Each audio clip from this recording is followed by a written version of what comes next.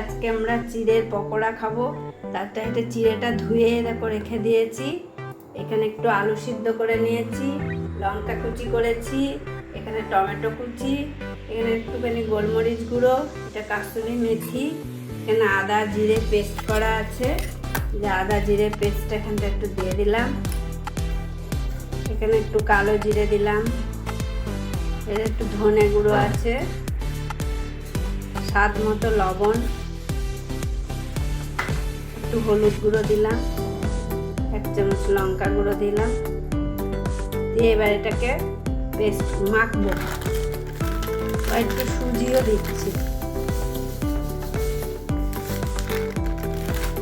তারপরে এটা মেখে কমপ্লিট করে দেখাচ্ছি। দেখো এখানে মাখাটা হয়ে গেছে, এখানে একটুখানি রেডিও করেছি, কড়া বসিয়ে দিয়েছি, এবার ভাজবো দেখাচ্ছি। দেখো হয়ে গেছে, এবার ভাজছি।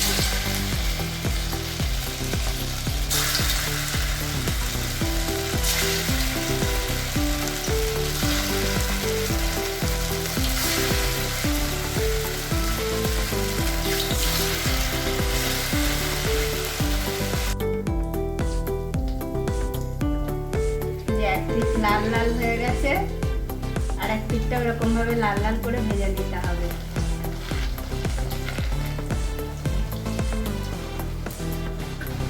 পকোড়া রেডি হয়ে গেছে। দেখো পকোড়াটা ভাঙছি, দেখো খুব সুন্দর পকোড়া হয়েছে। খেয়ে দেখি এবার কেমন। দারুণ হয়েছে। আর তার সঙ্গে সন্ধ্যাবেলার এই 1 কাপ চা জমে যাবে। তোমরা পরে খেয়ে দেখো, দারুণ লাগবে।